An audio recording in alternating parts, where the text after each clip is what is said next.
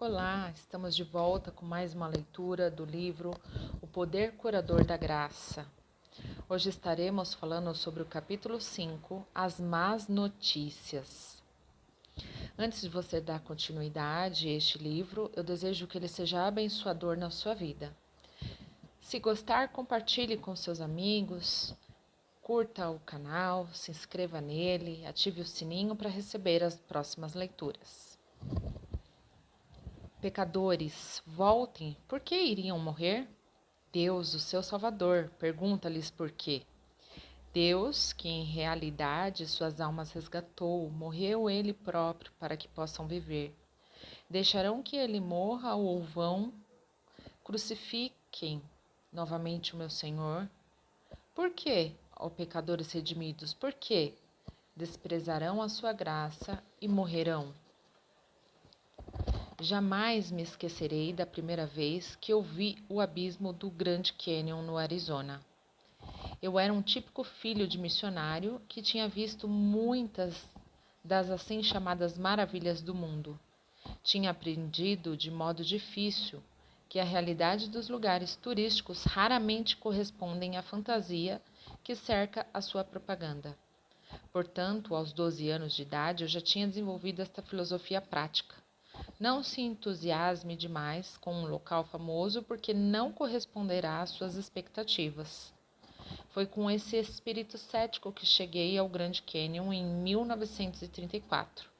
Naqueles dias, relativamente não explorados pelo comércio, a pessoa simplesmente caminhava na direção do canyon e de repente lá estava ele na sua frente. A minha surpresa foi tão grande que perdi a fala. Fiquei parado durante longo tempo, em pura descrença perante a absoluta vastidão do seu tamanho. A largura, o comprimento, a profundeza do abismo com aquela minúscula fita de um rio no fundo. E o incrível espectro de cores cambiantes. Precisei de vários minutos para perceber que era verdadeiro. Pela primeira vez na vida, a experiência real de alguma coisa ultrapassava as minhas expectativas. Essa imagem que vem à mente quando penso em outro abismo, até maior do que o Grand Canyon, o abismo que existe entre um Deus perfeito e santo e os seres humanos imperfeitos e pecadores. É um grande cânion moral, ainda maior e intransponível. Como poderemos atravessar esse abismo? Como poderemos construir uma ponte? A verdade é que não podemos, e isso nos deixa numa situação insolúvel. A palavra de Deus toma bem claro que, a partir do nosso lado do abismo, não há modo de negociar uma reconciliação. Se esse abismo deve ser transposto, terá de ser feito a partir do lado de Deus. Não há nada que nós, seres humanos, possamos fazer para preencher os requisitos da perfeita lei de Deus. Não se engane a esse respeito. Esses requisitos não mudaram. O propósito de Deus para conosco ainda é o mesmo. Ele nos criou para vivermos num relacionamento perfeito com Ele e com os outros, e ainda deseja a nossa perfeição. A lei e o amor. Quando falamos de lei e de amor, não nos estamos referindo a podes e não podes, ou a um conjunto de leis. As pessoas imediatamente pensam nos 10 mandamentos, nas leis do Antigo Testamento ou nos mandamentos do Novo Testamento. Mas foi o próprio Jesus que nos revelou o que a lei realmente era ao mudar a fraseologia de um mandamento de Deuteronômio capítulo 6, versículo 5. Amarás o Senhor teu Deus de todo o teu coração e de toda a tua alma e de todo o teu entendimento. Este é o grande primeiro mandamento. O segundo, semelhante a este, é: amarás o teu próximo como a ti mesmo. Destes 2 mandamentos dependem toda a lei e os profetas. Em Mateus, capítulo 22, 37 ao 40, partindo das palavras de Jesus, Paulo escreveu o cumprimento da lei e o amor em Romanos 13, 8, 10. O apóstolo João também enfatizou o amor de Deus e aos seus, em 1 João 3, capítulo 3, versículo 11 ao 24, e capítulo 4, versículo 7 ao 21. Não há dúvida de que a lei do amor é o centro em torno do qual giram todos os mandamentos e proibições das Escrituras, sendo também o princípio que lhes dá o seu significado. Para tornar as coisas ainda mais impossíveis para nós, Deus exige que a sua lei seja cumprida perfeitamente em nossos corações. A nossa obediência deve ser uma tarefa interior e não mera conformidade externa. Portanto, não é suficiente que evitemos assassinar, adulterar ou roubar, pois agora os mandamentos são altamente internalizados. Exige-se de nós que não guardemos rancor, não sejamos lascivos nem gananciosos. No Novo Testamento, aprendemos que devemos amar a Deus de todo o nosso coração e perdoar de coração as pessoas e fazer o coração à vontade de Deus. Mateus 22:37, Mateus 18:35 e Efésios 6:6. Esta era a questão por trás das batalhas que Jesus travou com os fariseus e os obreiros orientados pelo desempenho da sua época. Eles guardavam a letra da lei com perfeição, mas constantemente quebravam o seu espírito. E Jesus lhe disse: Hipócritas, bem profetizou Isaías ao vosso respeito, dizendo: Este povo honra-me com os lábios, mas com seu coração está longe de mim. E em vão me adoram, ensinando doutrinas que são preceitos de homens. Mateus, capítulo 15, versículos 7 ao 9.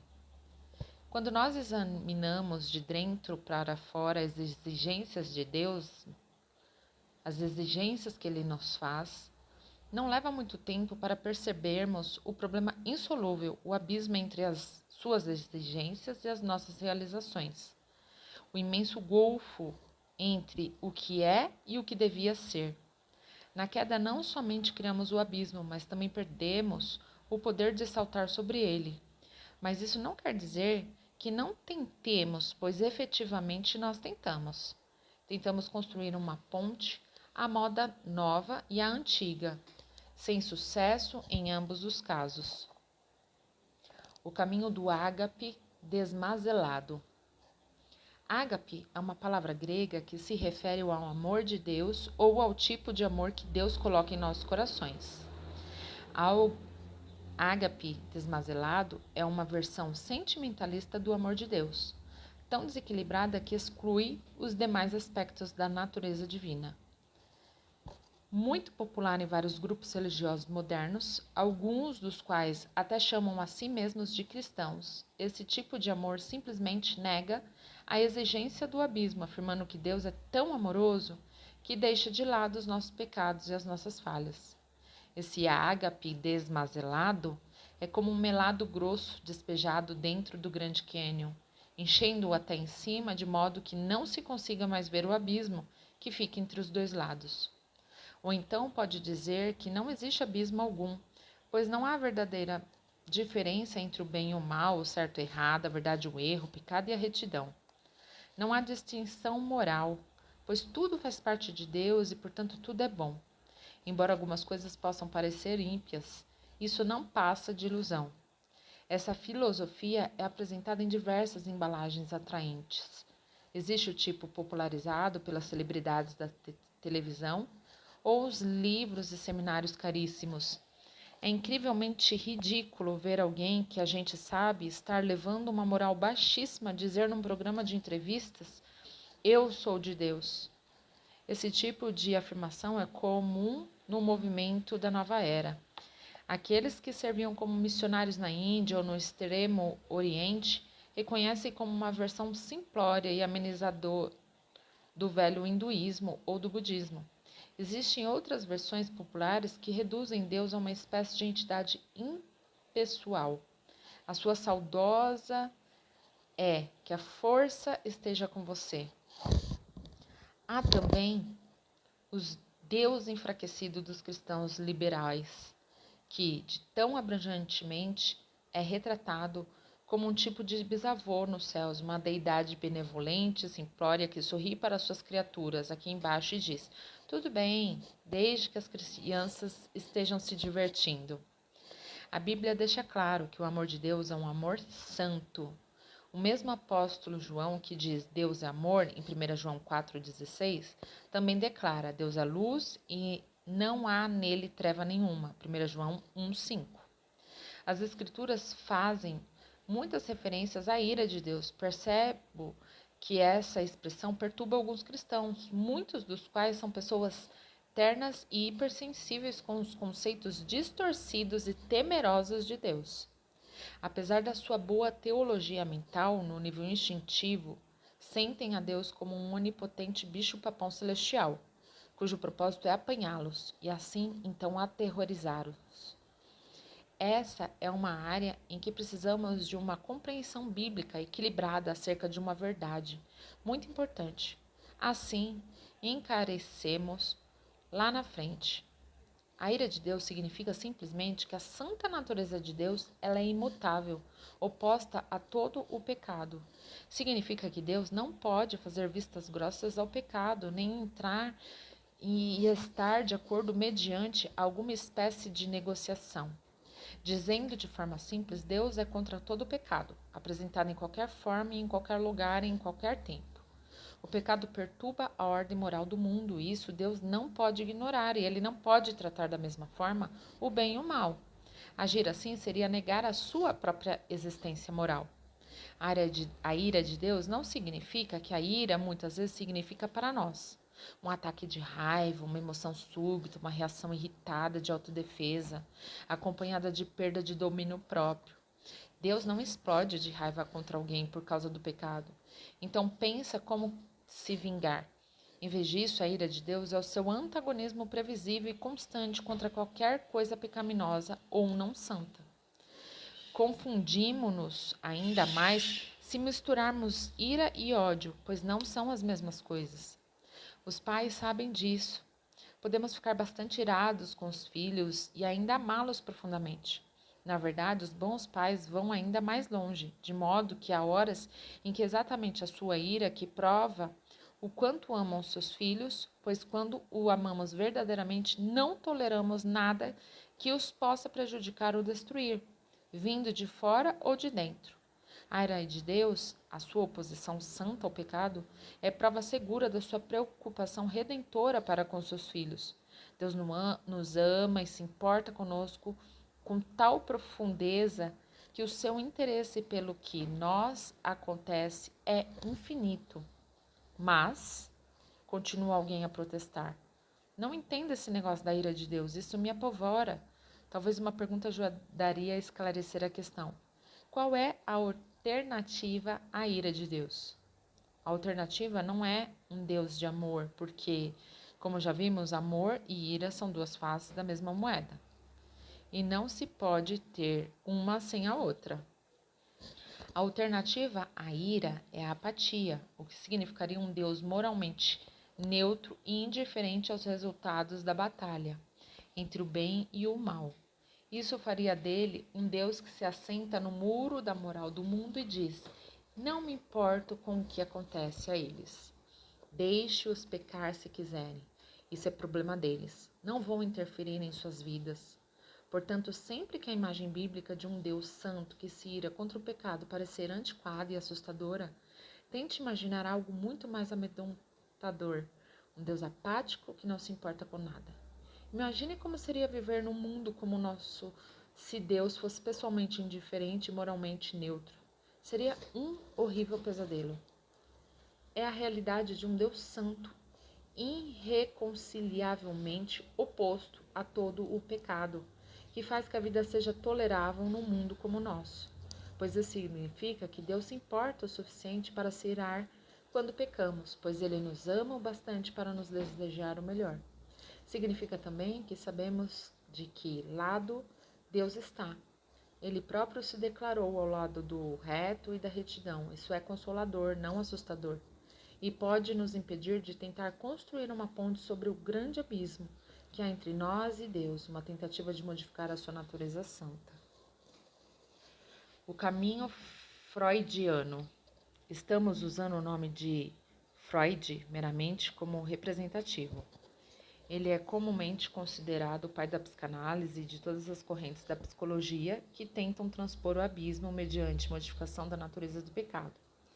Essa filosofia ou nega que o abismo existe, abaixando assim os padrões de Deus para nós, ou reduz o abismo a uma simples valeta que é fácil de pular. Alguém traçou uma constante entre Deus e Freud, da seguinte forma: Cristo diz ao pecador, vai e não peques mais. Freud lhe diz, vai e não se lamente pelo pecado algum. Embora essa seja obviamente uma simplificação exagerada, contudo revela o erro básico de todos os que explicariam o abismo de culpa como sendo meramente uma questão de sentimento de culpa. O sentimento de culpa dos assim chamados pecadores e erros, dizem, eles são resultado de diversos tabus e regras colocados em nossa consciência por influências sociais e culturais. Os pais, professores, religiões, leis da sociedade encontram-se entre as fontes da autoridade que ajudam a formar os nossos conceitos de certo e errado. Criam nossos sistemas de valores e dessa forma criam os nossos sentimentos de culpa e de aprovação. O modo de que as pessoas se libertam desse sentimento é perceber que as regras provêm de opiniões humanas e são totalmente relativas. Todos nós temos diferentes padrões e estes estão constantemente em mudança. Não existe absoluto, afirmam eles, nem padrão fixo. Uma vez que o estabelecemos, também podemos modificá-los e dessa forma atravessar o abismo. É verdade que as épocas e as tradições formam algumas das nossas culturas, da nossa consciência. Há muitos exemplos disso na própria Bíblia, porém os padrões universais não se alteram, estão escritos no íntimo da humanidade. O que Deus se pode conhecer é manifesto, porque Deus lhes manifestou, porque os atributos invisíveis de Deus, assim o seu eterno poder, como também a sua própria divindade, claramente se reconhecem, desde o princípio do mundo, sendo percebidos por meio das coisas que foram criadas. Tais homens são, por isso, indesculpáveis. Estes mostram a norma da lei gravados em seus corações, testemunhando-lhes também a consciência. Romanos 11, 19 ao 20, Romanos 2, 15. A Bíblia ensina uma revelação geral de alguns padrões universais, com as correspondentes ideias de culpa e expiação. Estudos realizados por antropólogos confirmam que parece haver uma intuição universal a respeito do abismo. Existe entre os seres humanos pecadores e Deus. Os que diversos povos fazem para atravessar o abismo varia muito e pode ser muito errado, mas a intuição básica por trás dos atos é muito certa. De uma ou de outra forma, todos parecem dizer: sem derramamento de sangue não há remissão, em Hebreus 9, 22. Vi a tentativa de autoexpiação na Índia, ao observar uma mulher hindu utilizar o corpo para medir a sua jornada de 8 quilômetros até o templo local, ou observar homens muçulmanos xiitas cantando e batendo no peito desnudo até sair sangue. Também já vi essa tentativa em cristãos atribulados que vêm para aconselhamento. Alguns destroem a si mesmos de modo respeitável, mediante o excesso de trabalho, outros tentam expiar os seus pecados através da penitência, da autodepreciação interior. Aqueles que têm distúrbios emocionais utilizam métodos incomuns e obsessivos de autoimolação. E sempre me surpreende esse senso de culpa e de autoexpiação embutido nas pessoas. Podem tentar reprimi-lo ou ignorá-lo, mas ele encontra meios interessantes de se revelar.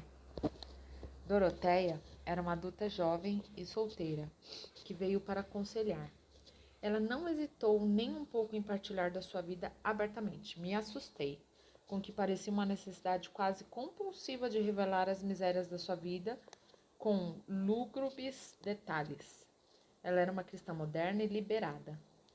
O tipo de cristão que sente pena de pastores, pensando que vivemos num mundo protegido e antisséptico.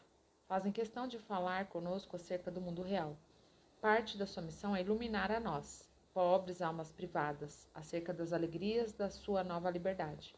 Doroteia às vezes fazia uma pausa em seu recital proibido, olhava para mim como se eu fosse uma amostra da vida antes do iluminismo e dizia com um sorriso confiante: mas não quero que você pense de forma alguma que me sinto culpada por essas coisas.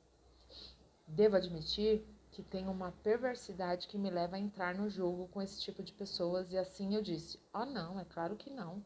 Entendo nenhuma culpa." Então comecei a observar um pouco a linguagem corporal de Doroteia.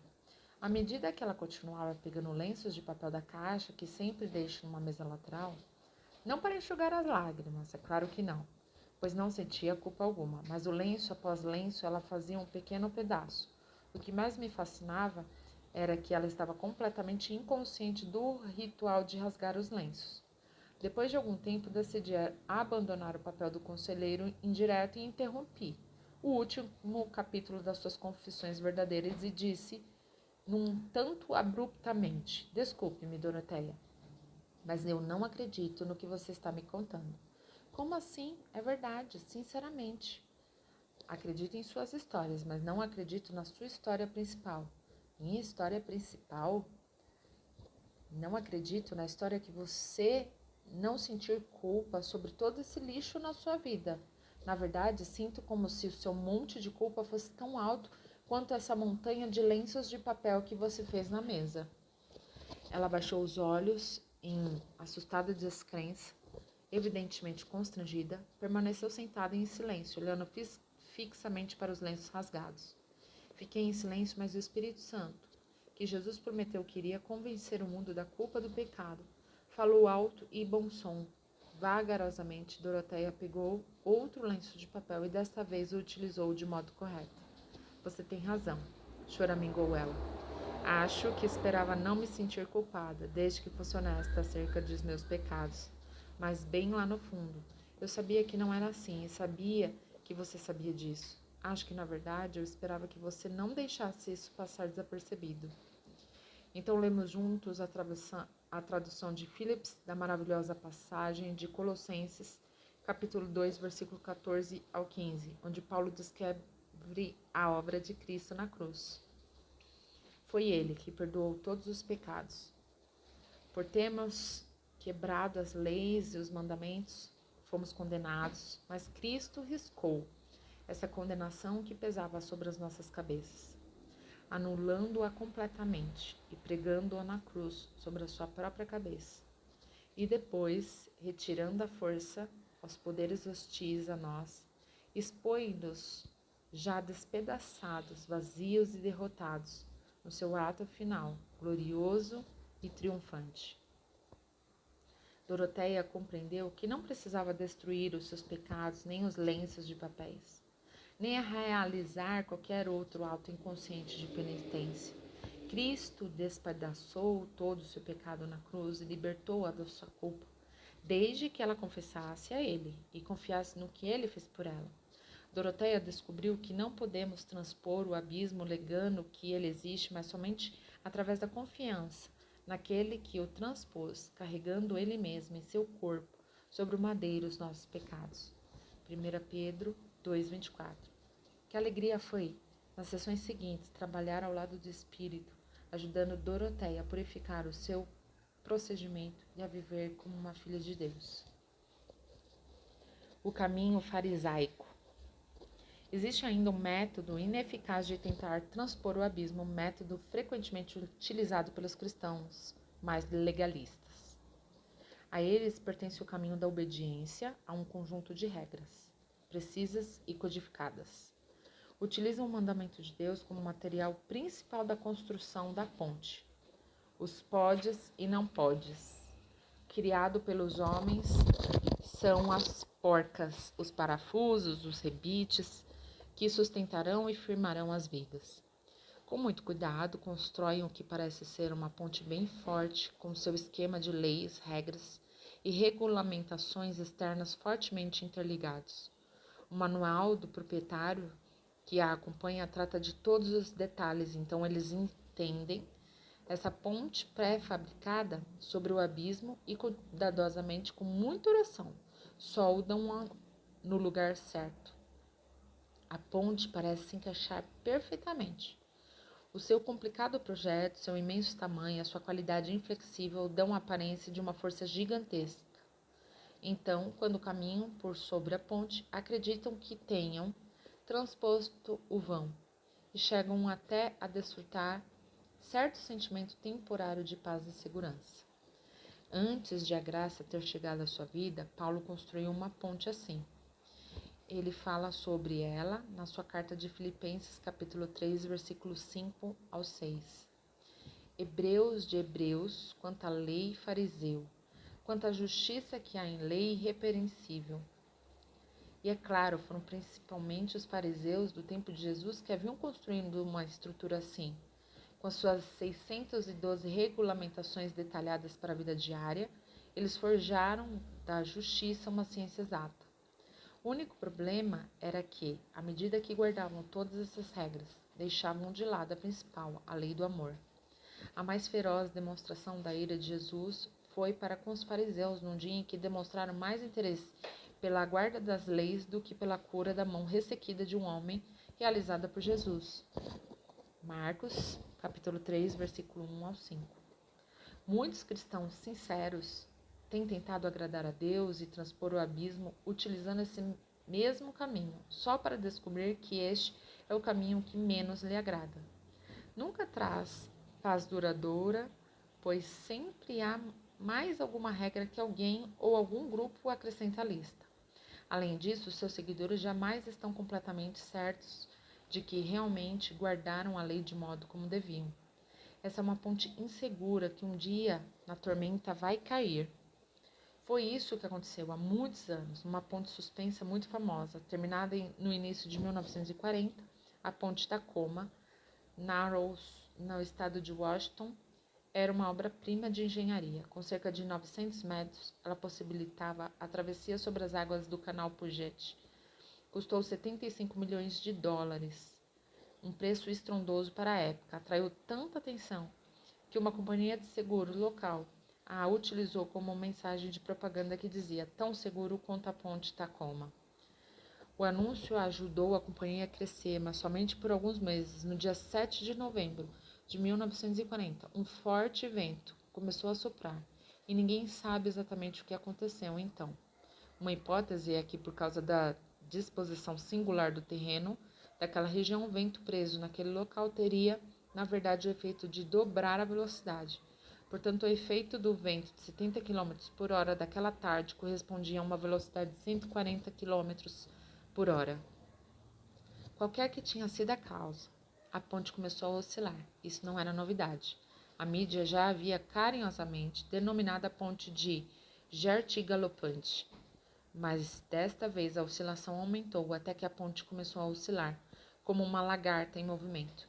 Diversos incidentes terríveis e dramáticos aconteceram quando motoristas saltaram para fora de seus veículos, se arrastaram pela ponte, que agora se assemelhava a uma tábua de lavar roupa. Em poucos minutos, a gigantesca estrutura fez-se em pedaços e despencou no canal. Felizmente, a única vida que se perdeu foi a de um animal. A companhia de seguros, um tanto embaraçada, teve de contratar pessoas para percorrer todo o noroeste dos Estados Unidos a fim de retirar o cartaz, tão seguro quanto a ponte Tacoma. Quando a ponte foi reconstruída em 1951, os engenheiros deram atenção especial ao que achavam ter sido o defeito original: insuficiente firmeza vertical e de torcedura nas vigas mestras, que estavam a apenas 2,5 metros de profundidade. Jesus terminou o seu sermão do monte com uma breve parábola. Não era acerca de uma ponte, mas se ocupava com problemas de construção. A queda de uma das casas aconteceu porque o alicerce não tinha sido encravado no fundo da rocha. Então, quando caiu a chuva, transbordaram os rios, sopraram os ventos e deram com ímpeto contra aquela casa, e ela desabou, sendo grande a sua ruína. Mateus capítulo 7, versículo 24 a 27. A Bíblia deixa bem claro que qualquer tentativa de construir uma ponte sobre o abismo, mediante a qualquer lei, está condenada. O propósito da lei é exatamente ampliar o abismo, não reduzi-lo. Ora, nós sabemos que tudo o que a lei diz aos que vivem na lei, o diz para que se cale toda a boca e todo mundo seja culpável perante Deus, visto que ninguém será justificado diante dele por obras da lei, em razão de que pela lei vem o pleno conhecimento do pecado. Romanos capítulo 3, versículo 19 e 20. O caminho do esforço maior. Faremos maior esforço. É um lema que está na cerne da mentalidade baseada no desempenho e descreve milhões de cristãos. Sim, de filhos de Deus genuinamente nascidos de novo, que levam uma vida diária do desespero, caminhando por um ciclo aparentemente sem fim de fracasso, culpa, arrependimento, confissão, perdão, restauração, tentando alguma coisa nova, só para ser seguida de outros fracassos, mais culpa, outro arrependimento, confissão, perdão e restauração. E assim por diante, infinitamente. Ou talvez deveríamos dizer, uma vez que se enjoam e se cansam desse esforço, há uma espécie de desilusão espiritual e começam a tomar conta deles. E isso pode trazer diversas consequências sérias, sendo uma delas a total exaustão física e emocional que provém do esforçar-se mais para realizar mais. Algumas pessoas que vivem nessa situação de sobrecarga e de estresse entram em colapso e experimentam o que comumente é chamado de esgotamento ou crise nervosa. Outros, cansados dessa batalha perdida, acomodam-se numa zona sombria de fracasso e de depressão, sempre procurando alguma nova elevação espiritual que sempre parece conseguir escapar deles. Alguns ficam irados com o que lhes parece ser uma consequência implacável e um Deus que nunca está satisfeito e abandonam a fé. Embora exteriormente possa não parecer assim, essa fuga espiritual é na verdade pior do que uma crise emocional. Outros, ainda abençoados com uma estrutura forte e com uma determinação obstinada, aguentam firme, porém vivem com diversas combinações de problemas emocionais e espirituais. Esses são os cristãos presos em armadilhas do desempenho ao qual este livro se refere. Qual é o erro básico do caminho de um maior esforço? Por que ele nunca funciona? Porque não se pode atravessar um abismo em 2 pulos. Temos apenas uma chance. Quando a palavra de Deus diz que todos pecaram e carecem, é exatamente isso que ela quer dizer, carecem. Se a pessoa não conseguir atravessar com um pulo, não chegará ao outro lado. E não faz diferença nenhuma se faltaram 2 ou 100 metros, ou 1 centímetro apenas, para esse fim. Quando a pessoa não consegue chegar ao outro lado, ela cai no buraco. Em 8 de setembro de 1974, o dublê Evel Knievel tentou saltar o cânion do rio Snake, em Idaho. Antes, disse que Knievel ficaria famoso por causa das suas proezas em pilotar numa velocidade muito alta. Voava sempre sobre os montes de cascavéis ou sobre fileiras de carros. Várias vezes ele se machucou seriamente e se orgulhava de ter quebrado todos os ossos maiores do corpo, com exceção da nuca. A tentativa de voar sobre o temível abismo era o seu feito mais ousado. Naquele dia ele mostrou um cheque de 6 milhões de dólares, supostamente o adiantamento do seu cachê. Esperavam-se 200 mil espectadores e a façanha também seria transmitida pela TV, de circuito fechado. Na verdade, apenas algumas gangues de motociclistas, cerca de 15 mil pessoas foram a Tail Falls para vê-lo voar sobre o cânion. Porém, a sua moto voadora não conseguiu atravessar o abismo. Felizmente para ele, o paraquedas capacitou e a flutuar até a margem do rio.